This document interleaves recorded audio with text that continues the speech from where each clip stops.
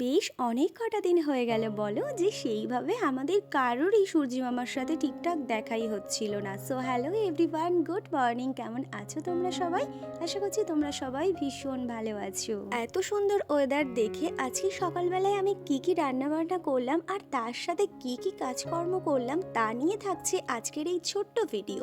তো চলো সকাল থেকে তাহলে শুরু করা যাক। সকাল থেকে আমার মনটা ভালো থাকলে কি হবে, মেজাজটা জানো তো ভারী খিটখিটে হয়ে রয়েছে, কারণ ভোরবেলায় গেছিল কারেন্ট চলে, তাই একেবারে ভোর ভোর ঘুম থেকে উঠে পড়েছি। ঘুম থেকে উঠে এই যে এখন আমি বিছানাটা ভালো করে ক্লিন করে নেব। না এত ভোরে ও ওঠে না, এখন ঘড়িতে ওই 5:30 মতো বাজে, কারণ কারেন্ট চলে গেছে আর ও কি করবে তাই ঘুম থেকে উঠে নিচে চলে গেছে। আর আমি এখানে উপরে ঘরটাকে বেশ ভালো করে ক্লিন করে নিলাম, ঝাড় দিয়ে নিয়েছি, ঘরও মুছে নিয়েছি। তারপর এই যে শাড়িটা দেখছো, এই শাড়িটা পরে কালকে আমি গেছিলাম বড় বাবার মন্দিরে ধূপ মোমবাতি জ্বালাতে, তো সেই জন্য একটু রোদ্দুরে দিয়ে দিলাম। কাচার তো কোনো দরকার নেই, জাস্ট একটুখানির জন্য পরেছিলাম।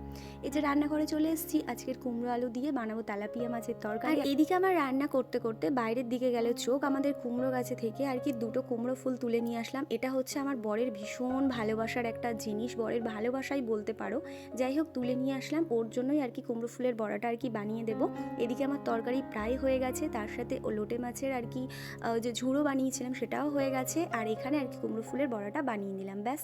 এই যে ওর খাবারটা এখন গুছিয়ে দিলাম। যা যা আজকে রান্নাবান্না হয়েছে তার সাথে এখন প্রচুর জামা কাপড় পরিষ্কার করতে হবে, রোদ্দুর বেরিয়েছে। আজ তাহলে আসি বন্ধুরা, দেখা হচ্ছে তোমাদের সাথে কালকে নতুন একটি ভিডিওতে। টাটা।